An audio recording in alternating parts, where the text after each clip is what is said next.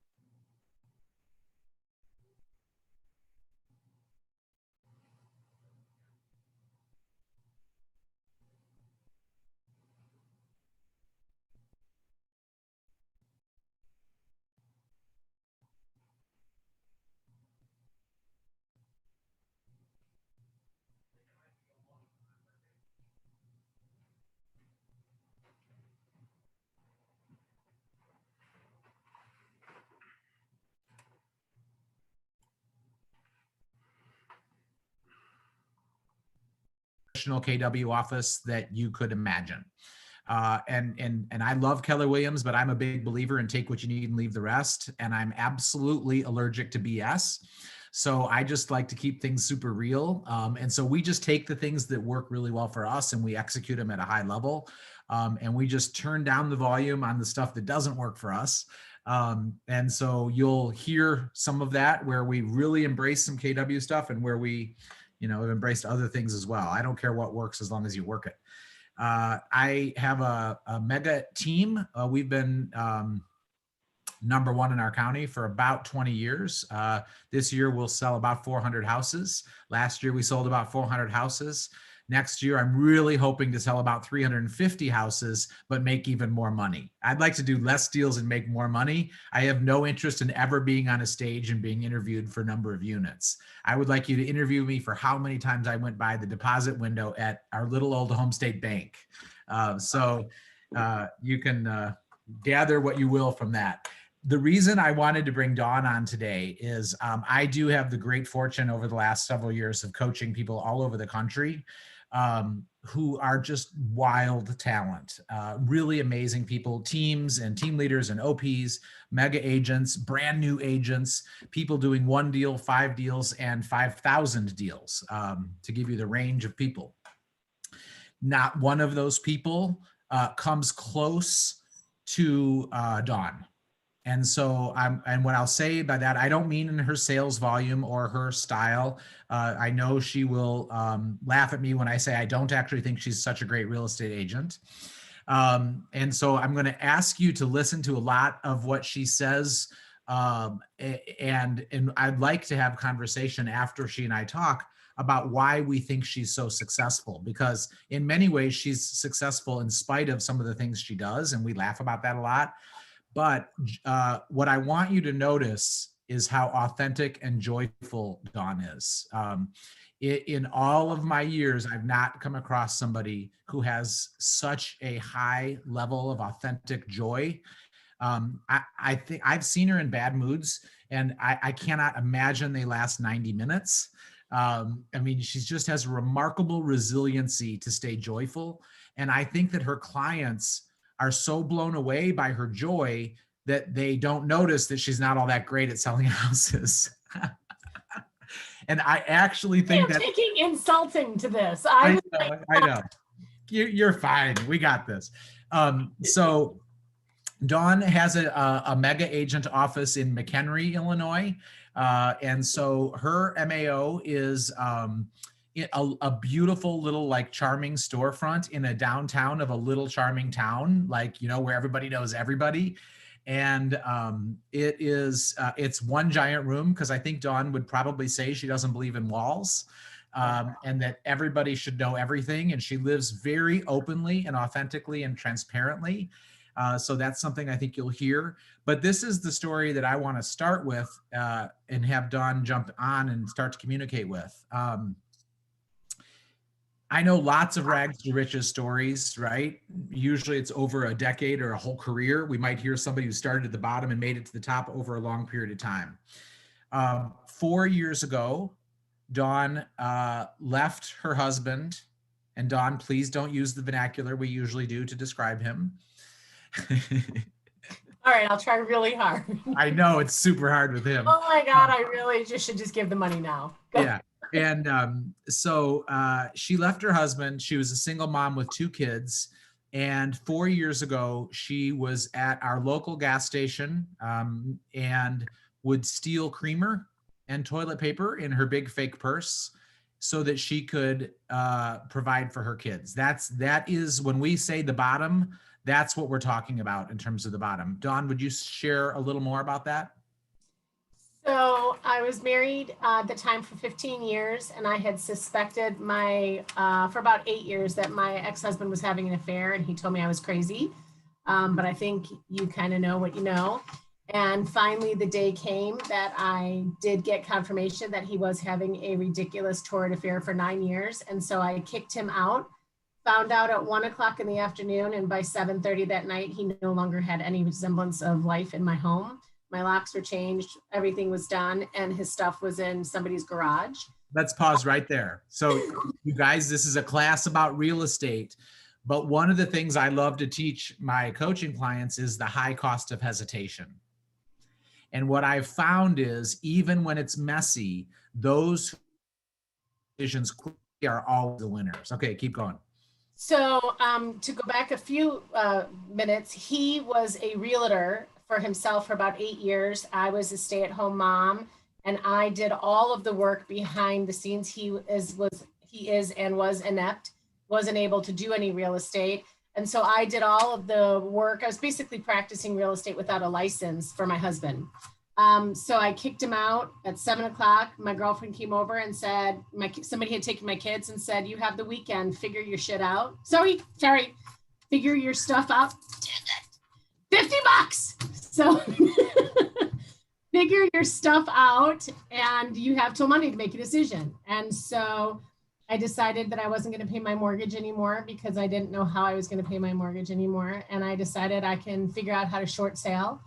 And so I did nothing but figure out how I was going to keep my house for a while. And then I decided that I was going to start getting my real estate license. And so I got my real estate license in December of 2015. That's when I first got my license. Dawn, it is, today is what, the 17th of December, 2020. How many houses have you sold this year? 157. 157 houses, and we just passed 31 million in sales. 4 years ago, what did you steal? Toilet paper and coffee creamer, which I know is not an essential, but you can't do anything without coffee. And coffee creamer is very expensive, flavored kind. So they would have those little ones that you could get at gas stations. And I had a fake bag that was a big bag. And I would just kind of put some in my bag as I made my $1.90, I think it was 99-cent cup of coffee. A couple would go in my coffee and like 12 would go in my purse. And then I would have to use the bathroom. So I would go, they always had toilet paper behind the sink and the toilet. So I would take a couple of rolls, and that was how I got, because toilet paper is also expensive. And I wasn't proud of it back then, and I'm not really that proud of it now, but it does put in perspective how my life was. I also dragged out my short sale. I lived there for free for almost 2 years. So. And what did you do last week? Last week, I bought a house. I bought my house. Thank you. You can't buy a house for, almost 3 years after a short sale. and I did buy it. I put a huge chunk down, and now I'm remodeling it. So, and just to tell you guys, I'm not being spiteful, but my ex-husband, he rents a room from a guy and delivers pizza. I'm not saying that is a bad thing. I'm just wanted to put it out there. Sorry. We could mention that he still works for you too. I mean, he does as a buyer's agent, so he can watch me succeed while I keep control of what he does. I'm sorry. It's a little vindictive. I apologize. Don't judge me. Don't judge me a little bit. Just so we're clear, one of the things I've never had to work on with Dawn is setting boundaries. She doesn't have that issue. We're good. We got this. So Dawn, I want to back up and ask the audience before you and I keep going. I talked to Ginger and I talked a little bit, and then Rick and we just spent a really nice conversation talking about Rick's observations of some of the challenges that your market center has, and some of the, areas. I'm blown away by some of your stats, like your closed units being up 36% with the MLS down 16%. You guys realize you're not just up 36%, you had to climb out of that 16% hole. So the difference there is over 50%, right? Like I'm a quick study when it comes to money. And you guys are just killing it. Your volume up 30%, the MLS down 16%. This is not an accident. And 2020 was a great year, but when you're comparing yourself to your board, you understand that this is disproportionate to whatever normal success happened in 2020. And I like to spend our time not talking about the stuff we all know. We know that we had a good market. We know that interest rates were low. We know that there was like weirdness amidst a global pandemic and meltdown. But there is something else that was happening that made you disproportionately better than your friendly competition, right? And frankly, I want to just give a shout out, also disproportionately better than most other Keller Williams franchises.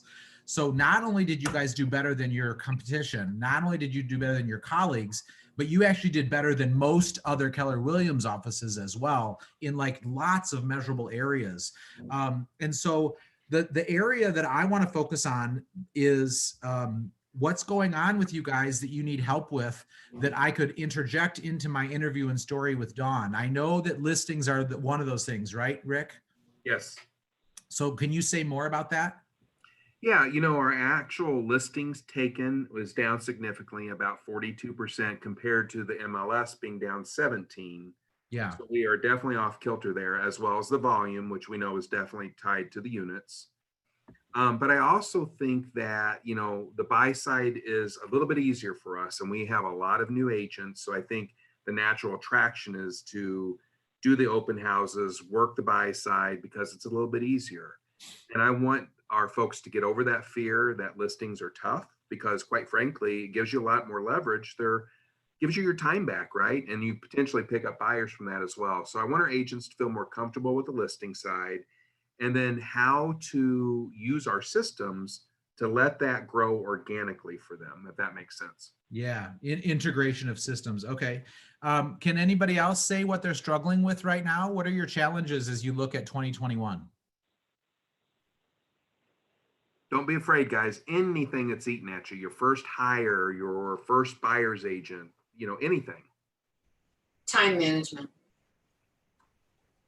Or doing the 411. I just can't get my mind around it. It's weird. I know.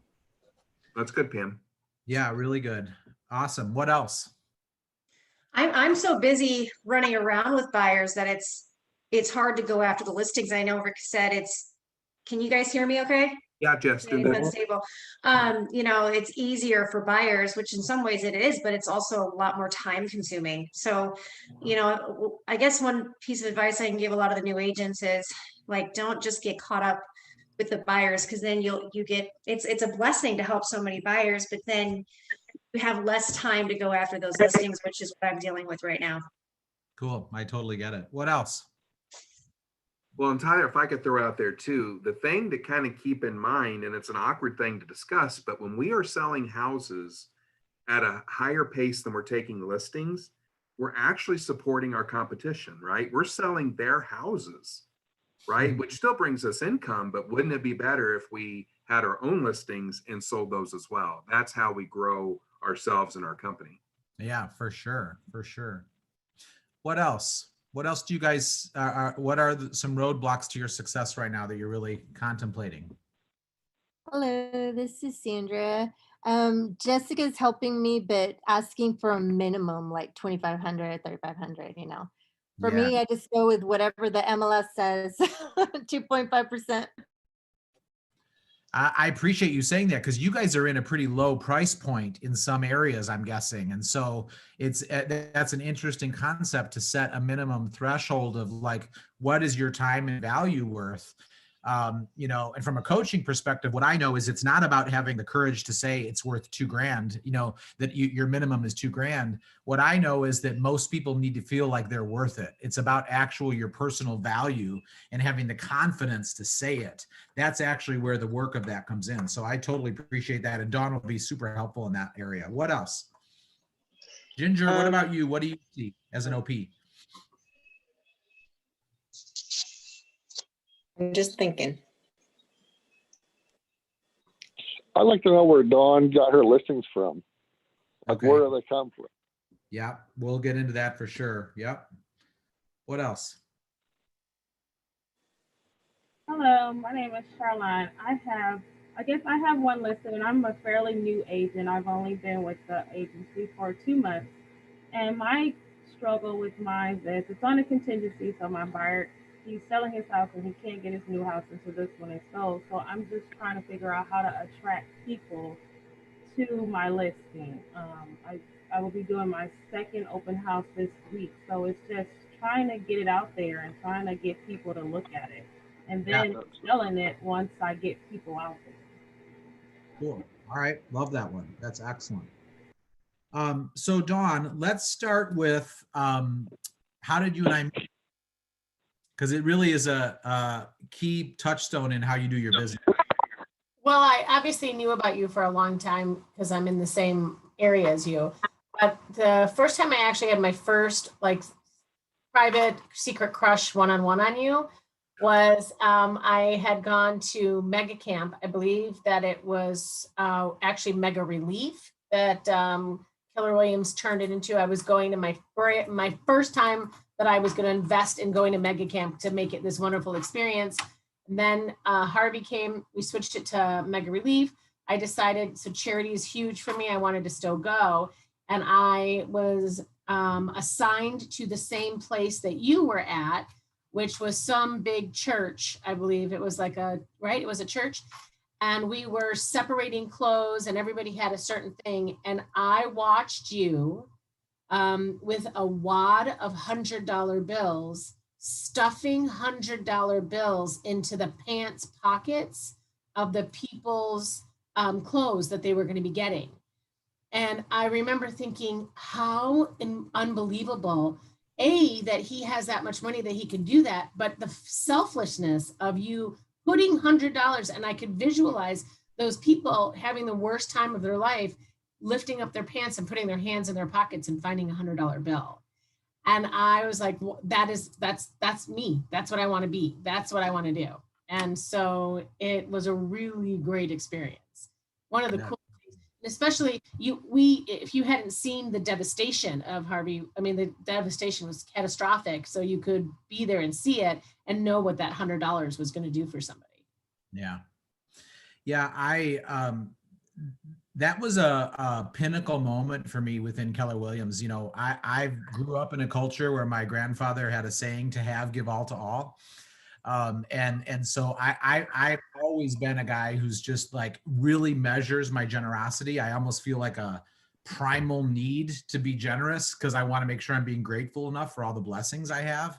And usually most people write me off as kind of a freak show about it, right? Like I don't usually get noticed about that, nor am I attempting to. It's just something that's really innate in me.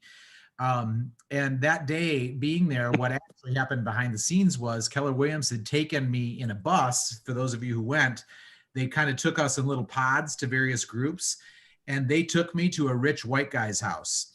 to help him rebuild his house. And I called an Uber and got the hell out of there. I was mad as hell. I was like, this is not what I came here to do. He's got insurance. Get me somewhere else. And I actually broke from my pod and found that warehouse, that church warehouse.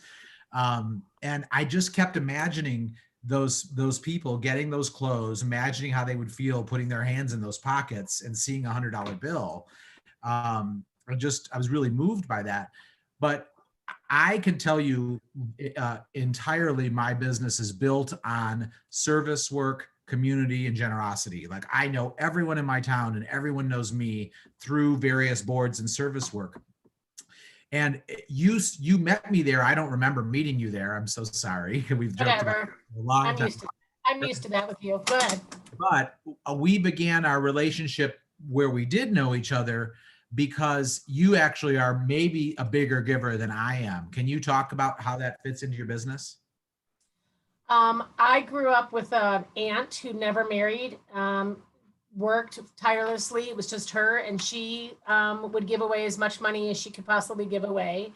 And she would take me with her in places, and I loved every ounce of it. And so I made a vow that I want to help anybody else who is struggling and putting toilet paper and creamer in their bags, or anybody who feels like they can't do anything. And my biggest thing came from, I never want any woman, man, person to feel like they have to be stuck in a relationship because they can't afford to leave.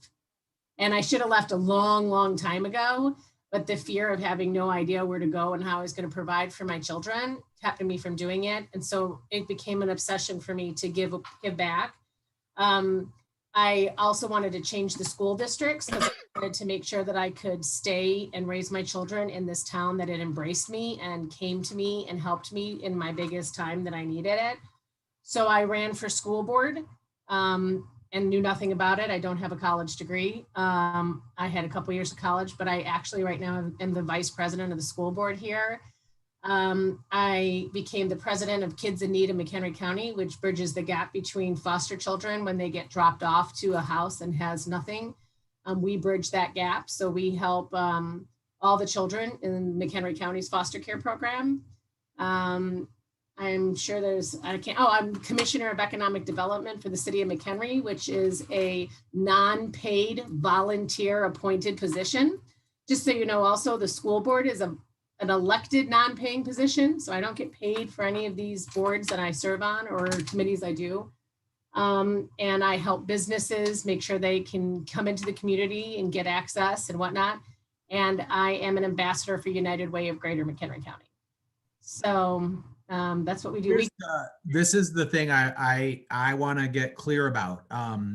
I think lead generation is the dumbest phrase ever spoken besides the word nonprofit, which should never be put together. But, lead generation just does not, I don't even understand it.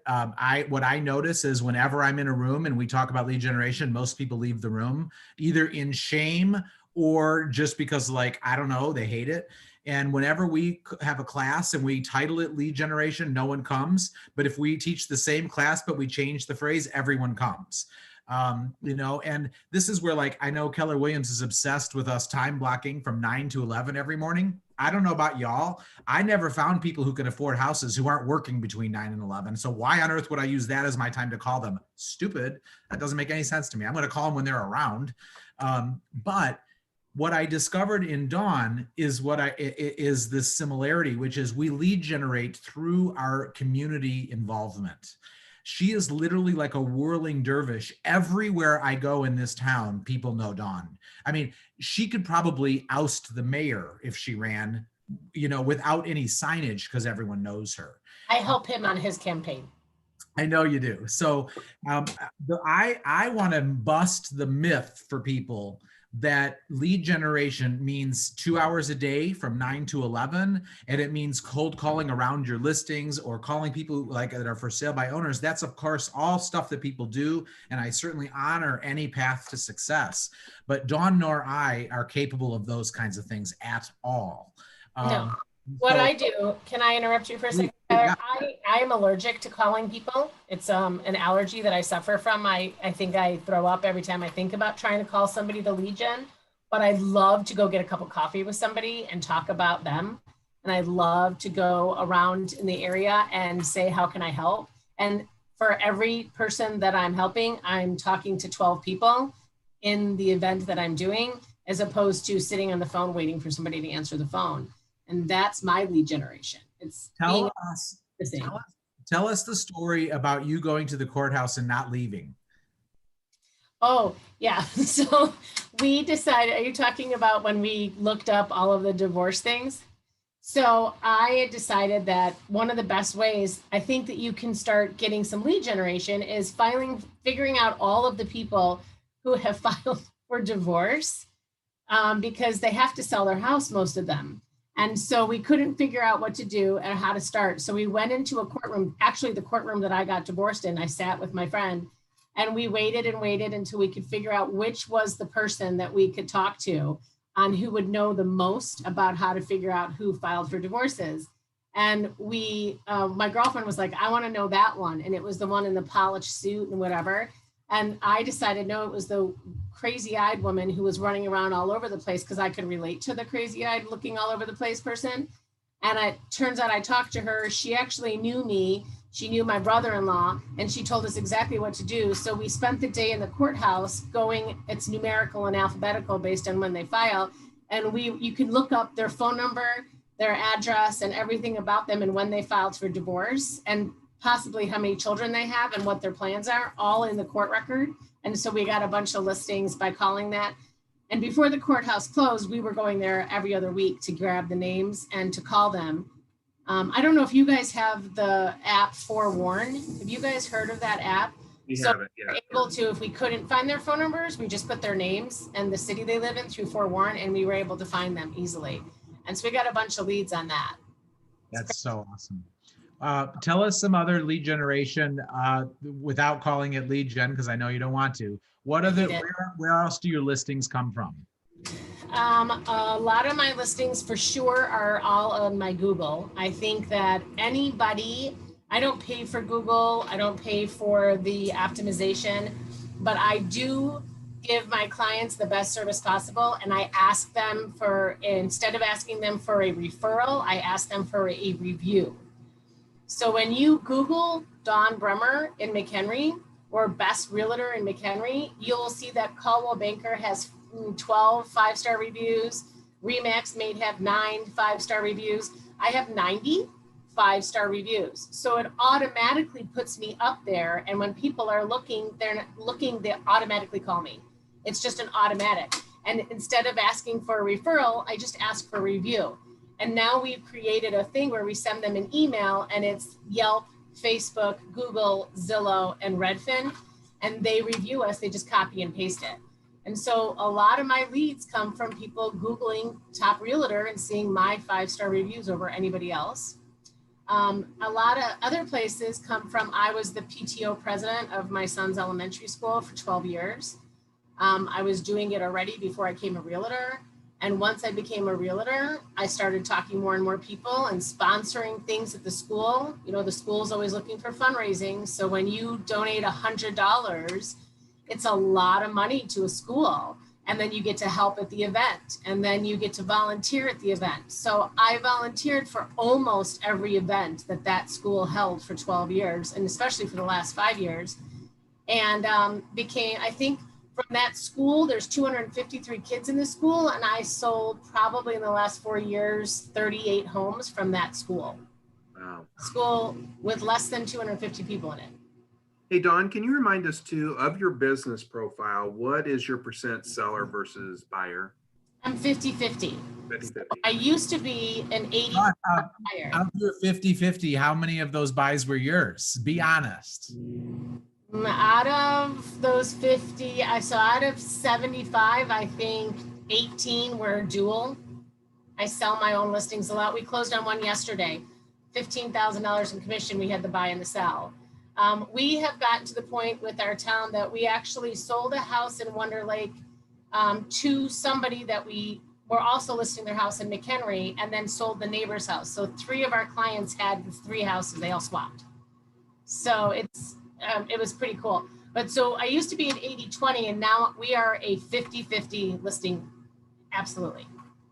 Yeah, Dawn, we had a in our coaching call today, we talked a lot about how we train our agents, on our team, where, I won't let someone just be a listing agent, because I believe you actually have to be with buyers in the trenches a little bit in order to be a great listing agent, right? And I actually think to be a great buyer's agent, you need to have a little bit of experience on the list side to understand what the dynamics are, Correct. Let's talk about Thanksgiving dinner, our concept of when our people treat us shitty and all those kinds of things that we talked about today. You mean like why we don't have to go? No. I mean, the way that, managing people's emotions and recognizing how important their home is compared to what yes. You're talking about that. Yes. So for me, okay, well, I guess I'm just going to say it. This is probably a terrible thing to say to the group, so please don't do what I do. But I cannot stand to take out buyers. I suck at it. I think it's important for you to know what you're good at, and I am not a good buyer's agent. I hate it. I might hate it more than cold calling because I don't like to do something I'm not good at. And I am dumber than a box of rocks when it comes to finishings. So I don't know the difference between wood floors. I don't know the difference between countertops. If when I first started selling, I go take somebody and they'd say, what kind of countertops are these? Are they Corian or quartz? And I'd be like, I don't know, but I'll ask. And then they'd say, what kind of oak floors are these? Or red oak? Are they white oak? I don't know, but I'll find out. Well, how many people want to buy from an agent that says, I don't know, let me find out? So I would get anxiety about taking them. But what I found was if I was a listing agent, I was good to be able to say to the listing agent, hey, or to the homeowner, what kind of flooring is this? What kind of Corian is this? What kind of countertops are these? How old are your appliances? And so I would get the information. So then I was smart and I knew everything. So that's how I got to do it. And what I realized is when I lost my house in the short sale because of my divorce, I was really sad. That's where my children were born. We had fertility issues. So I had a baby there. I had my childhood took their first steps there, and I was devastated about letting that house go. And that really came from the compassion how I have with my listing agent, with my listings now. These are people where they had their first kids were born. It was like you said, their last meal with their grandmother at their Thanksgiving table. Or in my case, the last meal I had with my dad at my son's birthday party. My dad died the day after, and I was giving up that house. And so helping people sell their houses with compassion, knowing that it's not a transaction. This is not just nothing to them. This is their everything. This is their biggest house that they have, their biggest income, their biggest asset, but it's also their memories. So you have to be compassionate and understanding that this is hard for them. And if you educate them, okay, because that's really important to me. Education is the key to your success, guys, because I'm not a good buyer's agent because I'm not educated enough to do it, in my opinion. So I give that out. But if I'm educated to be a listing agent, I'm the best listing agent there is because I'm educated on it. So you have to teach those people who are selling the house exactly what the process is through the next step, every step. And you can't assume that they know what comes next. And we've all made that mistake, all of us. That's really important. Treat them like this is a death to them. They're losing what they've created, all their memories. So Dawn, how did you learn those skills? Did you shadow somebody? How did you get into that and learn that role so well? Yes, actually, when I was first with my ex-husband, when he was first starting out, we had a listing agent by the name of Joan Daly, who was with Remax when we first started. And she was this older lady. She just had the best compassion. She just listened to them. And one of the things that she always would start her listing appointment is, before she looked at the house, when she'd sit down and she'd say, tell me about you and why are you selling? Tell me why, because I have to understand the story about why you're selling so I know how to help you. Are you getting a divorce? Is somebody dying? Can you not afford the house? Because it does make a difference. And if you really, really think about it, when you get to know why, remember Keller Williams always talks about the why. Well, that's important to the listing, to the person who's selling the house too. Why are they selling? Is it a joyful thing? Are they running out of space? Are they excited? Or is it because they can't afford it? They're getting a divorce, somebody's sick, or they're retiring, they're being forced into a home. What is it? And that was really the best advice that I was ever taught, is to ask the why. So Dawn, how do you get people to be honest? We know that a lot of them lie to us, or a lot of them stay secretive. They think that it's a competitive disadvantage to share what's actually going on. How do you get them to open up? Are you talking about other agents? No, the listings, the clients, when, you know. Oh, well, because I always say, the first thing I say to them is, you need to trust me because I'm going to know a lot about you, and I can only help you if I know your why. I need you to tell me why. It's confidential. Nobody will know. And especially for me, because I have a team, I always tell them, I'm your listing agent. I am not going to show your house as a buyer's agent. I'm not going to sit your open house because I don't want to be in contact with your buyers. I represent you. So I'm here for you, nobody else. And it's harder to do that when you're a single agent. I agree with that. But as a team, that's the whole reason why I do listings. I do have another person who does listings, but if you list the home on my team, you do not represent any buyers. You have to stay honest and truthful to the home sellers, because they need to know that you're there for them and nobody else. And I think when you set those boundaries to them and you say to them, I'm only for you, nobody else, they do trust you. So what I want to just add to what Dawn's saying is, Dawn has a presence about her, an energy about her that I think makes people immediately be honest and trusting, because that's just how she shows up in the world. So those of us who might not have that come as easy as Dawn has it, one of the things that I use is I think stories are so powerful. And so I will, as a process of my listing presentation, I tell stories of how people have been harmed by withholding information from me, and then how I've been their advocate when they gave me information at the right time. And so if you can't be as open as Dawn is, and where people just naturally let their guard down around you, I think the power of story, sharing a story of what's happened when people don't tell us the truth early, those stories really get them to open up in a hurry, which changes the whole dynamic of the experience. I agree with you. And I'll tell you right now, I just got a listing for somebody. I actually knew them. They called me because I knew them. I didn't realize they were interviewing 3 agents. So I just kind of assumed I got the listing, because why else would they have bothered me? And she ended up confessing to me the other day before we listed it that she interviewed 3 other people.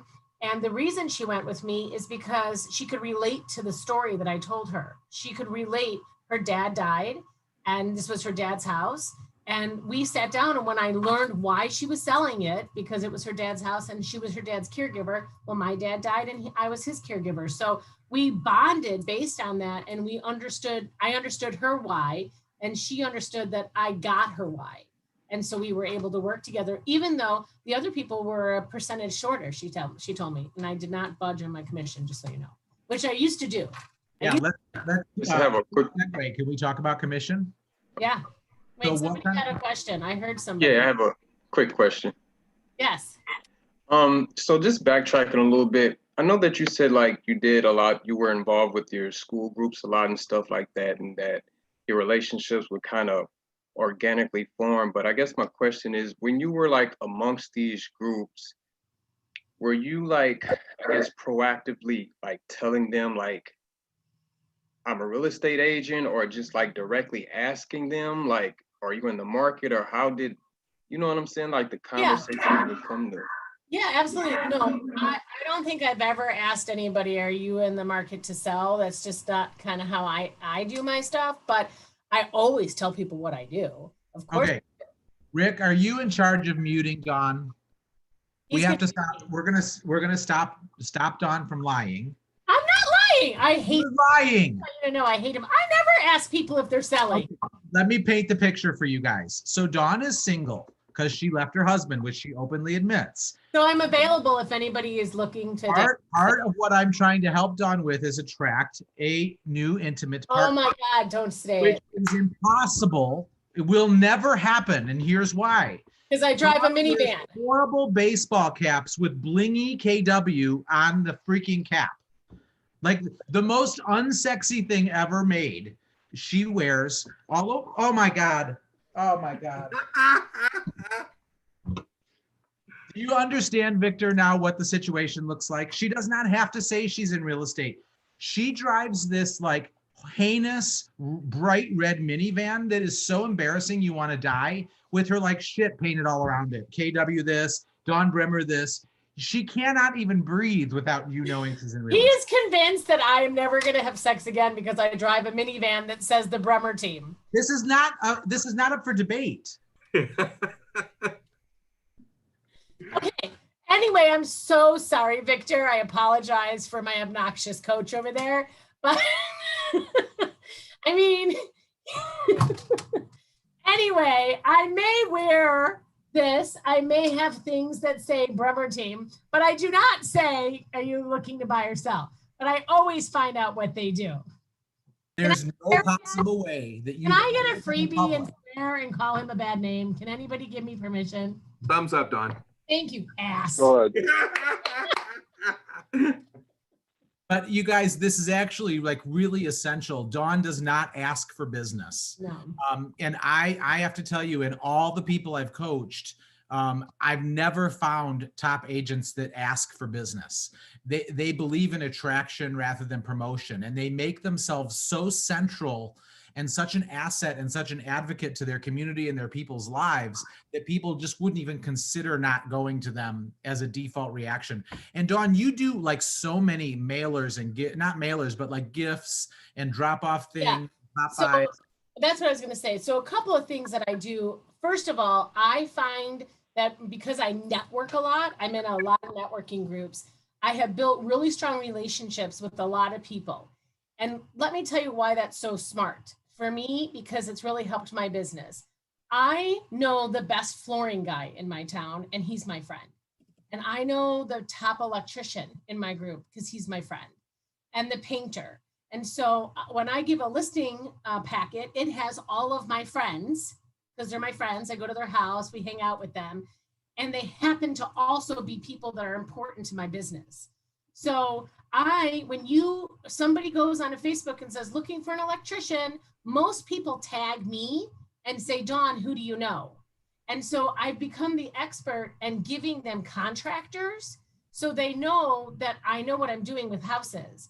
And so it's an automatic giving me a referral. When somebody puts looking for an electrician on, you're from McHenry Facebook page, I get a lot of tags. I give them that person. Now my electrician goes to their house and is like, oh, what are you doing this for? Well, we're thinking about selling your house. Well, Dawn, who referred you, she's a great realtor. And that's how I'm getting business. So it's making sure that you're giving value to people who are not your clients. They're your customers because you know them, but you make them your clients because you're the expert in your field. And that costs $0 to do that. $0. And those same vendors that I'm referring business to all the time are the same people who are sponsoring my giveaways when I say I'm adopting 50 kids in the local high school, who's going to help pay for these gifts? They're the first to reach in their checkbooks for me. Or when I'm saying, hey, for Thanksgiving, we collect food for the food pantry here in town. The high school has a huge food pantry, and we say, I buy 300 pies, and I say, bring a bag of food to my office, and you're gonna get a pie. I don't pay for those pies. My vendors pay for the pies. And that gives them the opportunity to come here and do their own little giveaway. And then for everybody who fills out a little raffle, we're giving away a Google, which I'm not paying for.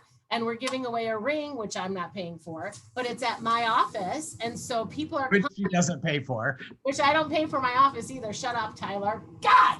Anyway, so you are having it. So I'm the to-go person. So now I'm not nothing about real estate. I didn't offer anything about real estate, but I offered pie and I helped an organization, which is important to me.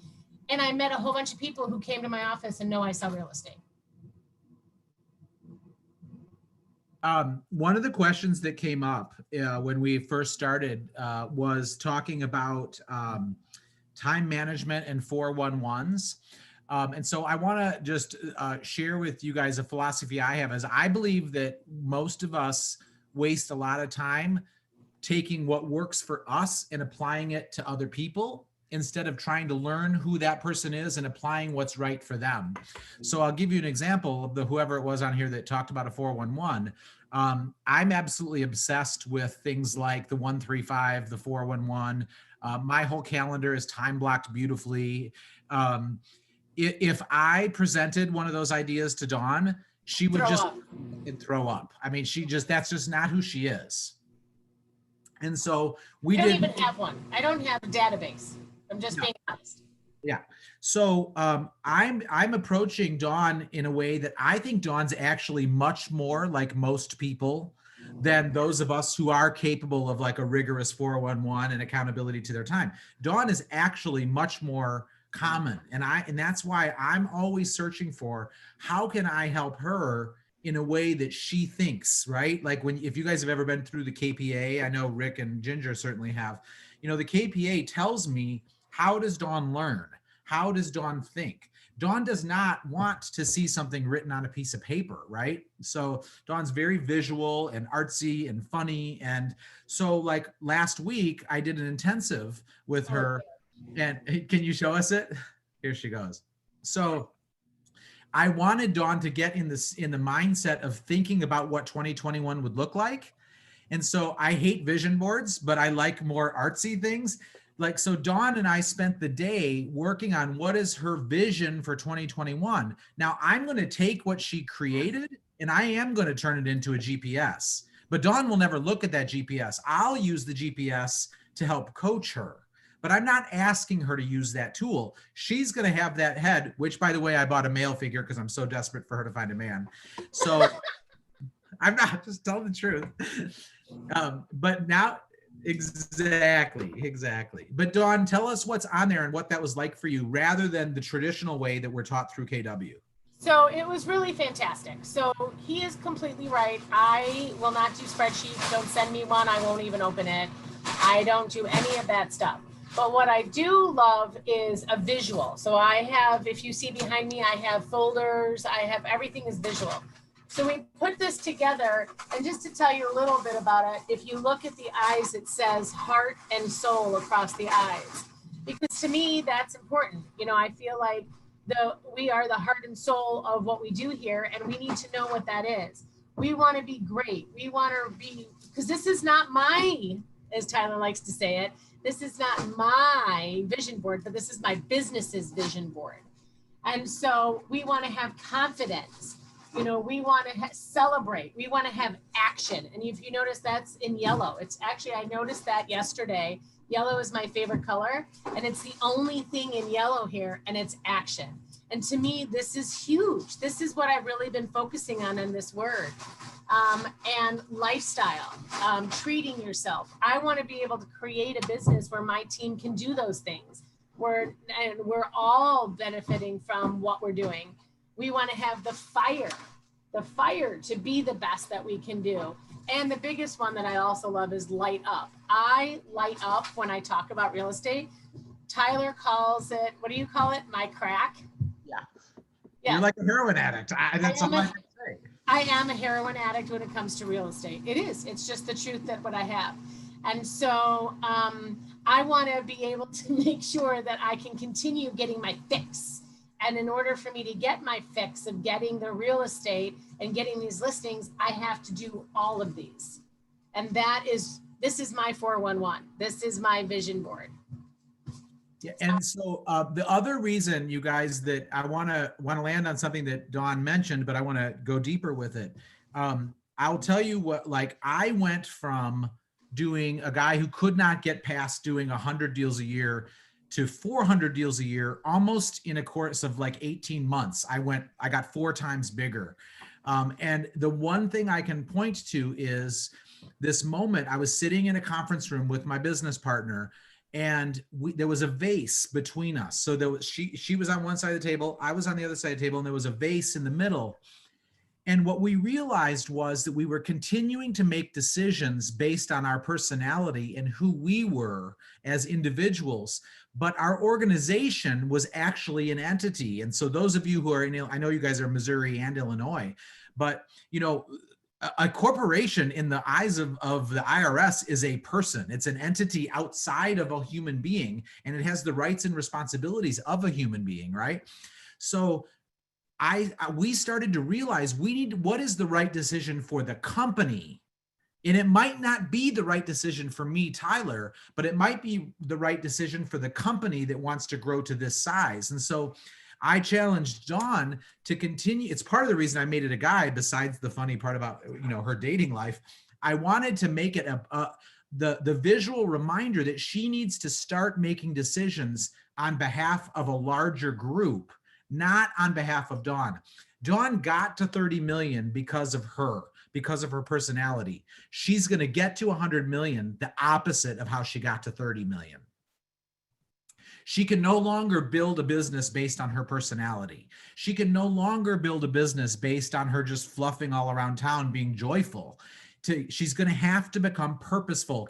Gary Keller would say, she's on the journey from entrepreneurial to purposeful. And the fastest way I know to make that transition is to start to look at your business as something other than you. And so you regularly now are learning to make decisions on behalf of your business that may not feel good to you as a person, but they're still right for the business. What's that been like for you? It's been hard. It's been very hard because I have so many other people that I have to think about now. And what I really have come to terms with, I last year did 15 million, I think, or 16 million. So we have doubled in 2020 our sales. And I don't have policies and systems in place to handle moving to next year because of the growth so fast. And so I do have to think about the business to be able to sustain it. And that's really what I'm struggling with and working with. And one of the reasons why Tyler is my coach is I mean, this is interesting, actually. So Dawn and I had our coaching call before this call, and I went through with her, and I made a list. Look how sloppy it is, right? This is not any fancy spreadsheet, because God forbid I pull one up with Dawn present. But we made a list of like, where are her gaps in 2021, right? And so I know that one of the things that Rick mentioned to me when we were talking was that a lot of you are getting ready to make your first hire.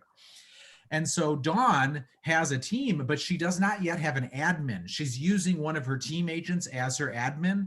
And so she is correct when she says, my move is to hire an admin, a transaction manager, a transaction, person, right? That makes a lot of sense. And so most people would say, okay, Dawn's first domino is an admin. The beauty of coaching, which is something I think Rick is obsessed about getting you guys more into because he knows the power of it, is that I know that Dawn will fail miserably if we make the next domino for her hiring an admin. Because what she will do is she'll become their best friend.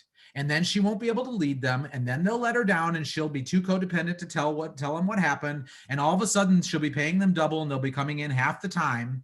And as long as they tell her a funny joke and bring in something blingy, she'll find it acceptable.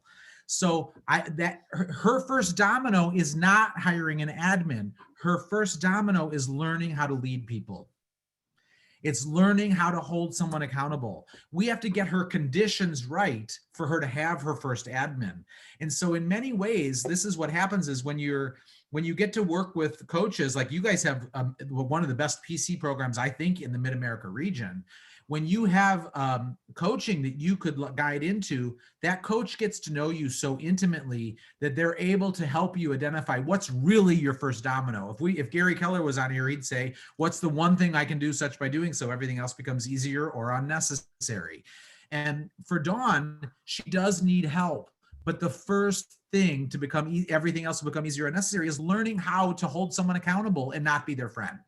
She is not allowed to hire someone and become their friend again. No. Never. There's such a difference between friendly and friend, right? There is, and it's true. And the problem is the more sales you do and the larger you get, you have to have higher expectations, and you should never hire a friend, ever. I've learned that the hard way. Definitely I learned that the hard way. You know, on my screen, Rick and Dawn are on top of each other. And I'm realizing that you guys both had our first activity for 2021 for each of you was identifying when you were going to not work. Yes. We did not start planning the year by what you were going to do within work. We started to identify what's most important when you're not working and what are you working for. Right. My favorite thing, my dad gave me a sign, seriously, like 6 weeks before he died. You know, my father's dying wish that I got my real estate license, and I did not before he died. So it's something that I you know, live with regret for, but I wasn't ready, and I believe everything has a plan.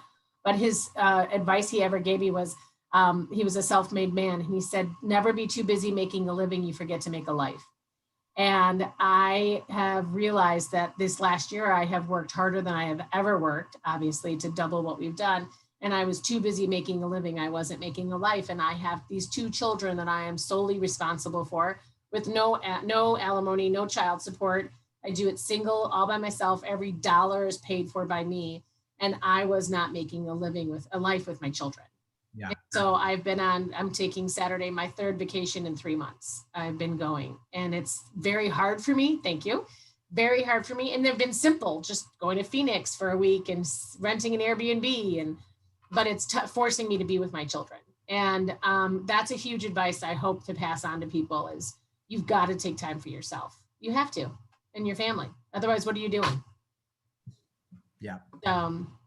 I do want to say, I wanted to ask something, because one of the other keys, you know, you guys asked for me how else I got leads, you know, what sets you apart from other agents.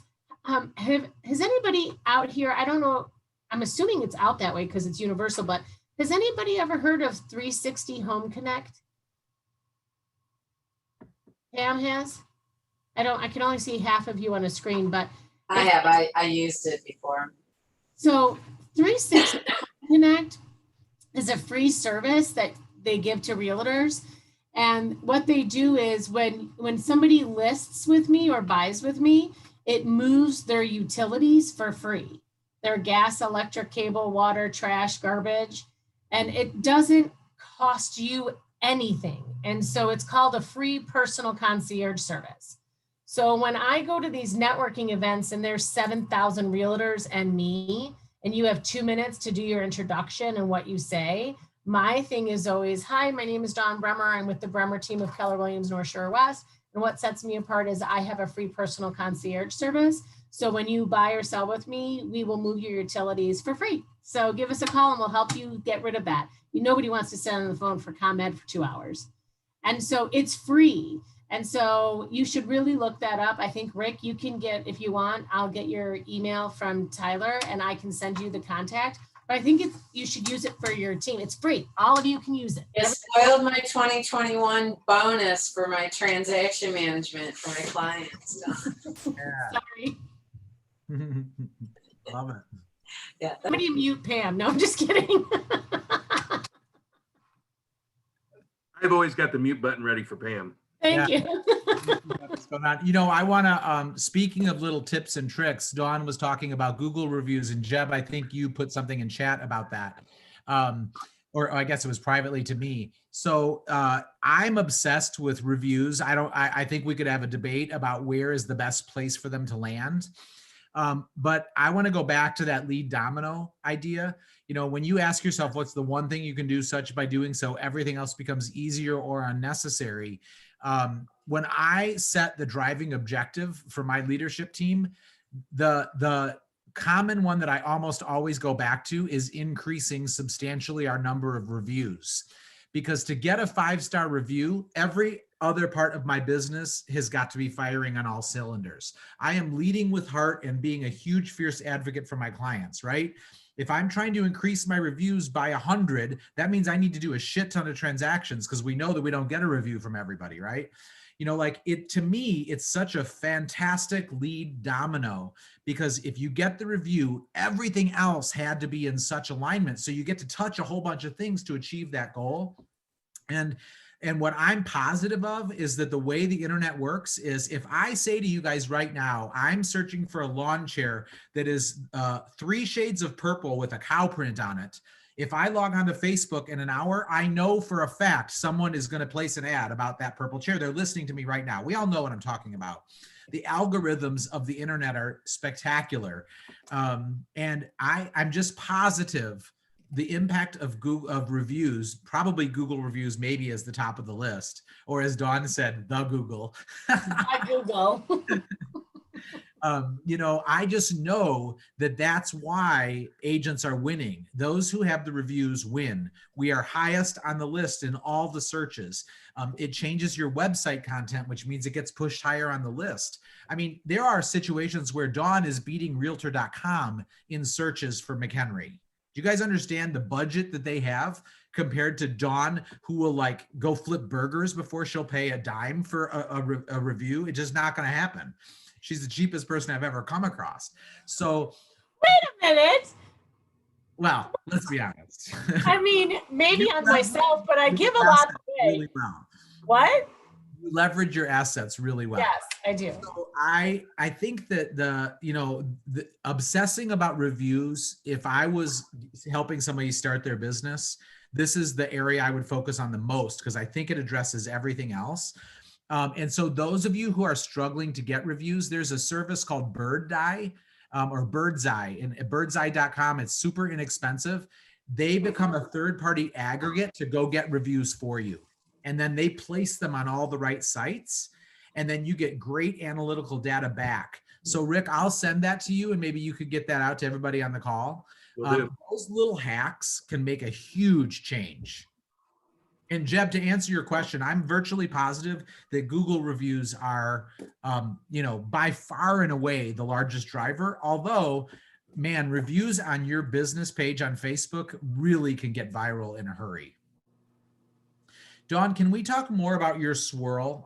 Like if you took your active listings right now, where'd they all come from? My active listings, every single one of these, I have 18 right now. I have 80% of them have come from referrals. People who have worked with me and have referred business to me. The other have come from Google. I don't pay for leads. I don't pay for Zillow. I don't pay for any of that. I will tell you, especially because you're far away from me and you won't be a competitor, you can, I know it's terrible, people will kill me for this, but you can partner with HomeLight. You can partner with Redfin. They give you a lot of leads and you just pay them a 25% referral. And so I actually have become, so in April of 2020, Redfin used to pay people salaries. I think you guys know, that's how they could list for 1%. And then COVID happened. And so they had to let go of 90% of their realtors. So they don't have any realtors anymore. And now they outsource it for referral fees. And so you can become a Redfin preferred partner. And so any listing that's in McHenry, whether it's mine or not, has my team's information on it. So it's extra exposure. And then I get calls all the time from them. All the time, people calling about a property that's not mine because they saw me on their Redfin. And I don't pay for that. It's just a referral. Just as a little hack for anybody who's wanting to make their first hire, because Rick, you said that you got a handful of people who that's really their next big boulder is making that first hire on a team. Do you guys have Redfin in your area? They're not a big presence, but just like what Dom was saying, I do see their advertisements out there, but not to the level that Coastlines see. Okay. I believe that the fastest way to grow a team successfully is to hire Redfin trained agents. Redfin trained agents are very systematized. They do a part of a transaction. They don't do the whole transaction. So like, one agent shows up to do an inspection. One agent shows up to list. One agent negotiates. They're all different people. That's why it's so frustrating and I hate working with them. But they're perfect to attract on a team because they're already trained to only work in certain lanes. And so you don't have to have that learning curve.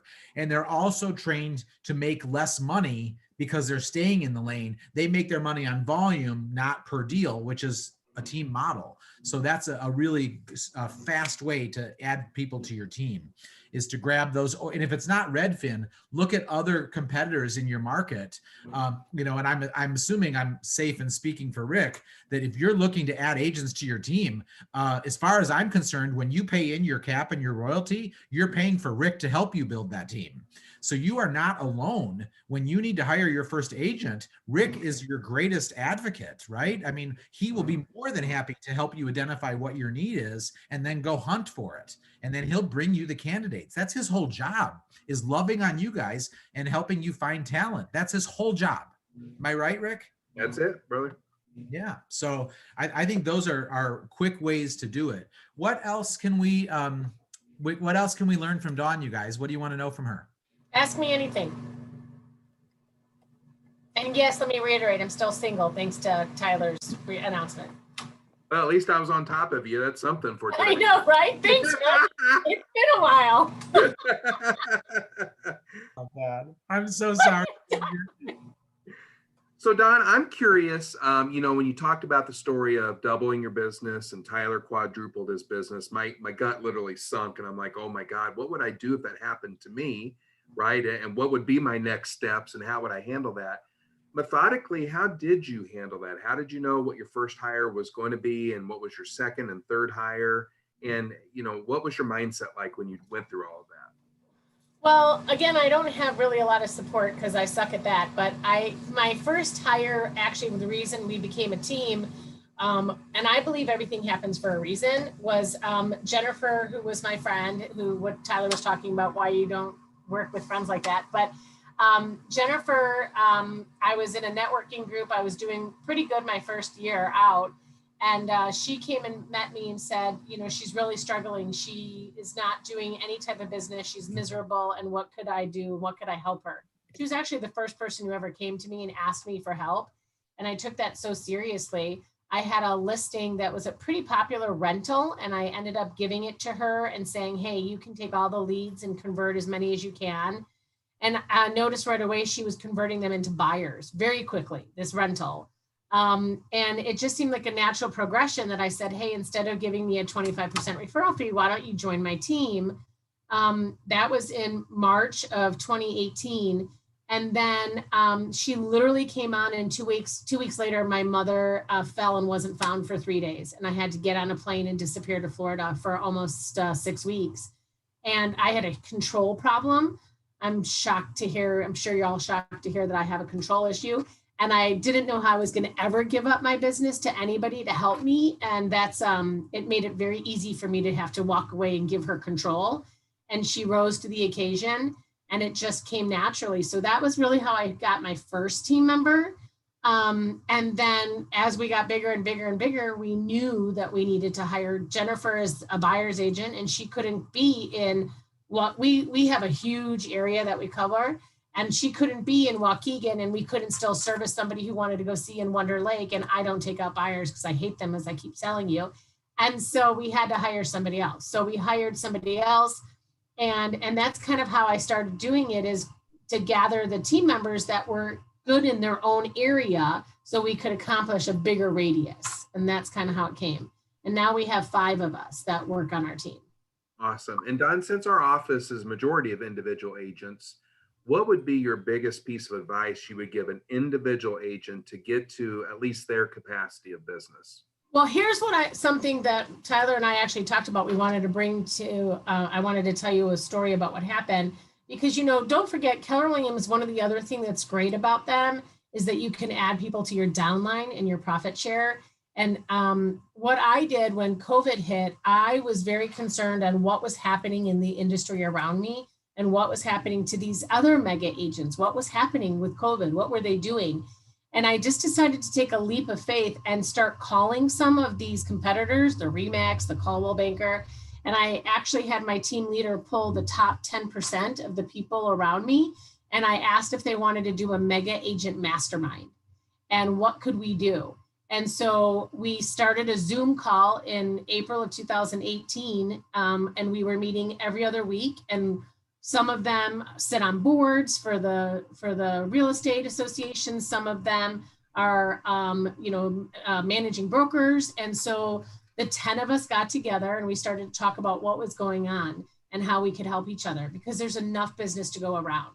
And so I encourage people to reach out to other mega agents, even within your own organization or not, and find out what they're doing. There's, I think Tyler would agree, you find a lot of people are so eager to share with you. They want to share their success. So why not ask? The worst they can do is say no. And those mega agents and I, we still meet every other Thursday, like clockwork, and we share each other's listings. We talk about what's coming up. We know, we give our kid, so, hey, I have this coming up. Anybody searching for this? Or, hey guys, I'm looking for a person who's looking for a 3-bedroom, 2-bath ranch, all brick. Anybody got one coming up? And so now I've increased my network with competitors that are all working together for the same thing. And Dawn, what happened with Lisa Jensen? So Lisa Jensen is a $15 million agent, and she now moved over to Keller Williams and is in my downline. And she kept saying that she couldn't believe that another agent would reach out. And that's how we learned about how, that's part of the growth of Keller Williams. The cool thing about what Dawn did was I remember her starting that, and you were so scared to reach out.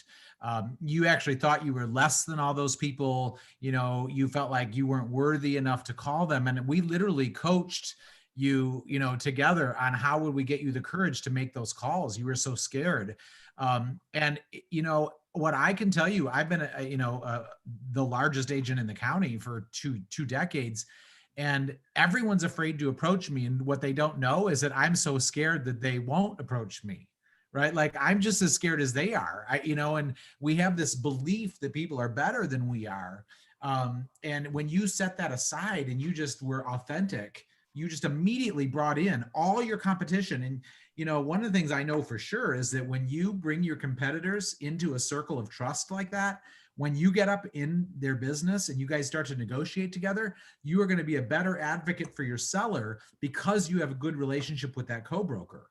Yeah. And I will tell you, I said something 3 weeks ago to an agent named Sean, and I was like, hey, my client is looking for this.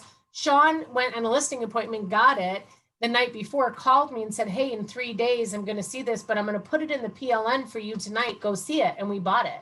And so it gave me an opportunity to bring more value to my clients, to get things ahead of the time to the top 10 people in my county that don't even work for Keller Williams.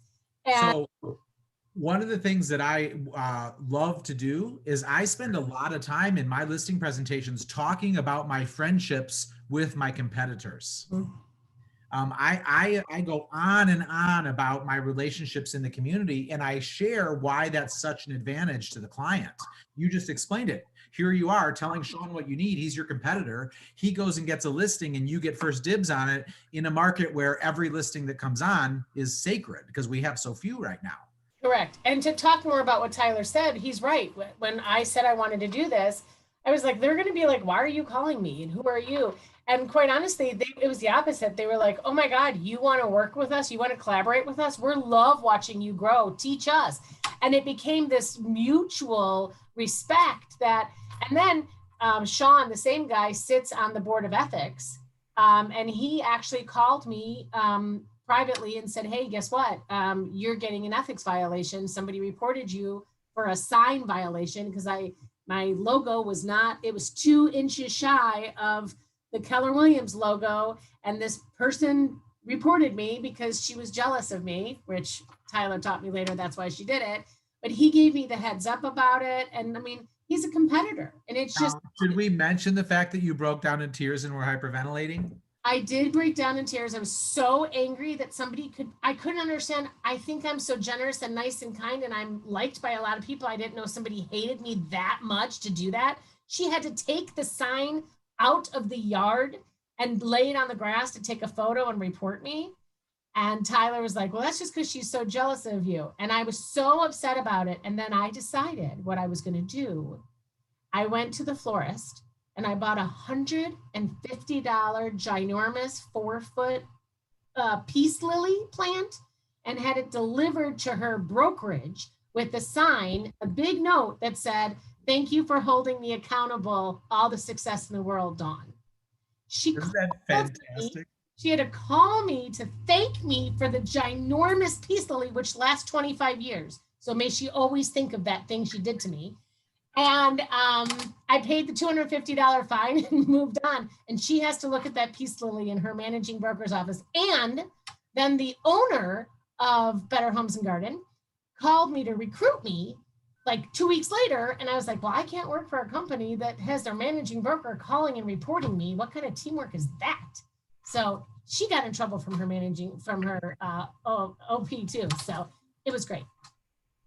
Did I speak too much? Sorry. I love it. You're fabulous. So does anybody have any other questions I can answer in my crazy stuff?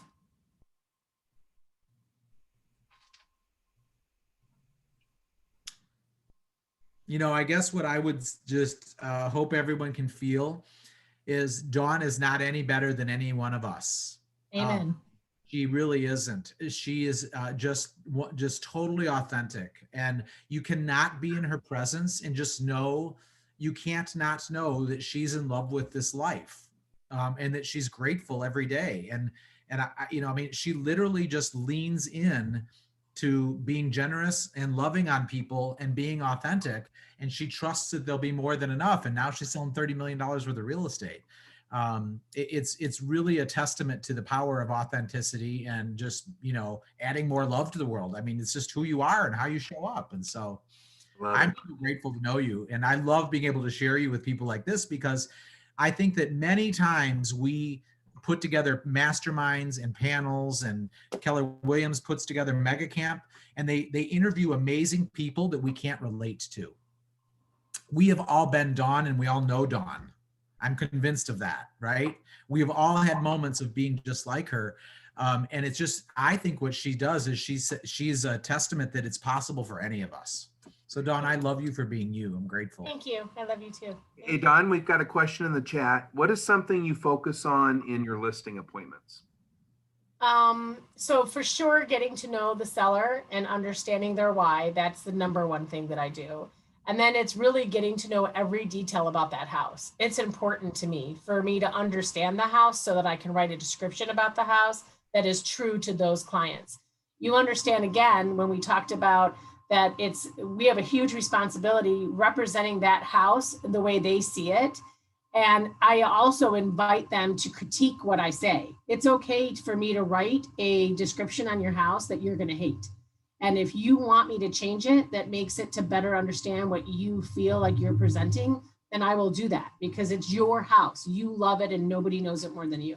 So encourage your clients to be a participant in what you are going to present. And I think that's really important. And it helps them feel like they're contributing and that they have some control. I love that. And I tell you, since Tyler coaches me as well, one of the things he's challenged me is to dream more, right?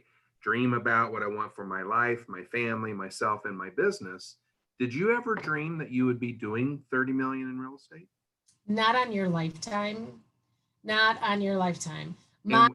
In my bathroom, we have a chalkboard because we think people write the best things when they're going potty, and you can write thoughts that you want to achieve. And one of them said to sell 125 homes in 2020. And I remember thinking, God, that's ridiculous. Who's going to sell 125 homes? I'm never going to do that. And we haven't even gotten our numbers for December. And we still have 16 closes in December, and we're at 152. Like I never dreamt that that was a possibility.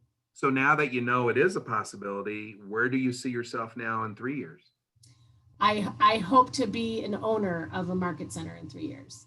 And my goal is to help create teams so that everybody can have the amazing experience that I've had.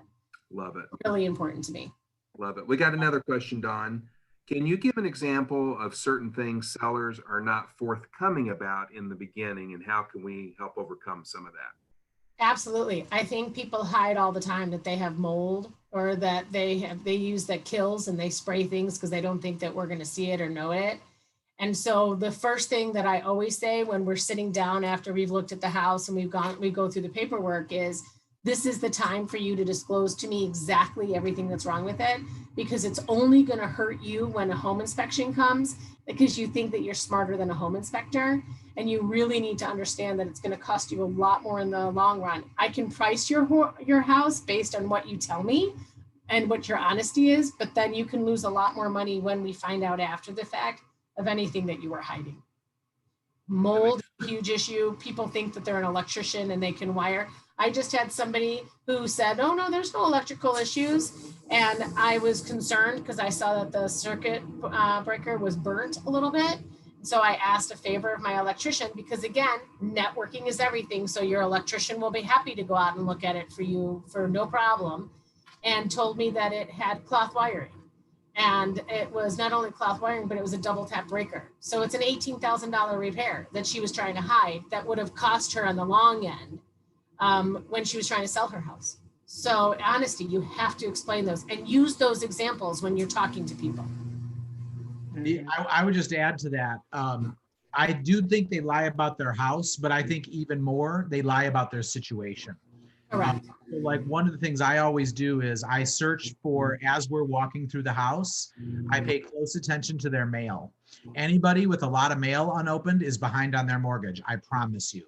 When people get into scarcity and fear around money, when they're in trouble, the first thing people stop doing is opening their mail. I know Ginger and Jeb could attest to that in foreclosure worlds. You see stacks of mail coming out of foreclosures. And it's just the number one indicator that people are in financial duress.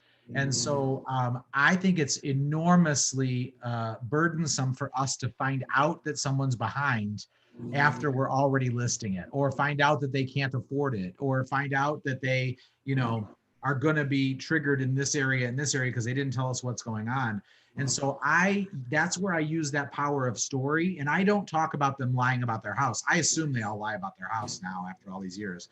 But what I do is I tell stories about people who lied about their situation, or more gently, who just simply didn't disclose the truth of their situation.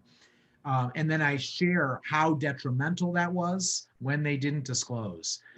But mail is the number one thing, you guys. Watch the mail. And then the other big trick for me is always the closets. If there is, if it looks like part of that closet's empty, what's really going on there. Even if they try to present the image that there's a happy marriage, if the closet doesn't reflect that, you just learned what's really going on. And so often that's the case. So I always just search for all those little peripherally clues to kind of see what's going on. Makes sense. And guys, one thing I will share with you, I've been in real estate now about as long as Dawn. And the first time I, joined meetings like this, or was at family reunion or mega camp, I always got a little nauseous afterwards, thinking that, my gosh, I'm in the same amount of time that she's been in here, but I'm only doing 7 million and she's doing 31 million. What am I doing wrong? And I want you guys to understand, don't compare yourselves to other agents, right? You've got to learn what your capacity is, what your desire is, and what your capability is. Maybe 2.5, 3, 4, 5 million is where you want to be and you're comfortable there. That's A-okay. These type calls are for those who aspire to do more and want to do more. And we learn from the best when we do these kind of calls. So I don't want you to ever compare yourself to a Dawn and say, my God, I'm failing at my job, because you're not, right? You're learning to be a better agent. Right. And Rick, I also want to say that my $31 million, it's not me. I have 5 other agents who are busting their butts. So take my 31 million and divide it by 5, because that's really where I'm at. Hey, Dawn, how do you, besides having a coach, how do you keep yourself focused during the holidays? Because it tends to be easy to get in vacation mode. I'm just wondering how you keep yourself and your team focused. Well, Ginger, the truth is I'm leaving Saturday for Florida for 10 days, so I am not keeping myself busy. So you just bust butt all year long so you can take 2 weeks off. Yes. There you go. I've never done this before, quite honestly. I am a workaholic, and this is my 2020 was focusing on taking a break. But I have instilled a great team, and they're still working. And what we've decided is everybody's up to take a vacation. We're just rotating who's going when.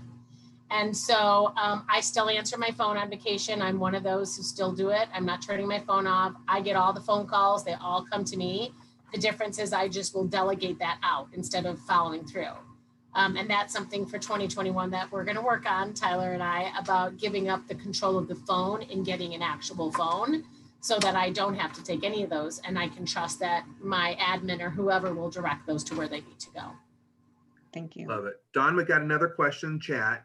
What does a conversation sound like when you are calling people who are going through a divorce and you want to list their house? Can you role play a little bit for us? Yeah, that's a great question. The first thing I do is I tell people, hi, my name is Dawn, and I got your information through the court records, and I know you're going through a divorce. And as a recently divorced woman myself, I wanted to share with you that it's okay and I can help you. What I can tell you is that it gets better and it seems tough, but let me help you because I've been through it. And it's really important. And that's actually one of my passions is to, again, as I said in the beginning, I want to take women or men, whomever has been struggling and finally got, free of whatever was holding them back, and showing them that it's possible. It is possible. And I know my story is unique. I know I had a background. I was practicing real estate without a license. So I want everybody to understand it's not like I just started this 5 years ago. I had a really good foundation. I just was doing it for somebody else. And when you really believe that you can do it, which is something that I still struggle with, Tyler helps me all the time understanding that I'm worth doing this and I am smart as I think I'm not, I am. And you just have to believe that you can do it. And that's really the truth. Just keep in mind, it's not just as easy just because I've only had my license 5 years. I came with an advantage. And I think that's important for you guys to understand that. There you go. So Kate, divorce your husband, and then you can help divorced couples. Or Kate, just call me and I'll tell you my story and you can use it as an example. But keep your husband. Nick, can I say one last thing in closing? Please. You guys, I just want to give a shout out to Anita for a minute. I don't know if she's on the call, but I'm really grateful to serve on the diversity task force for the region and the social equity task force. And Anita is on the national task force. I have been really humbled and amazed to watch under Ginger's leadership how diverse your organization is. I work with all the market centers in the region. I'm intimately familiar with what people are up to and what their initiatives are. And you guys, I don't know how much you know how blessed you are at people who are so committed to equity, so committed to fairness, so committed to giving people equal opportunity. It's just an honor to see it. It's really, really amazing. And then I also, the unique opportunity of being able to coach these guys. And I got to tell you that every single week, they are obsessed with how can they love on you guys more. It is an actual obsession. And so whenever it doesn't come across like that, that is the intention behind anything that happens. You have people who are just really dedicated to your growth. It is unique even within Keller Williams that aspires to that level of leadership.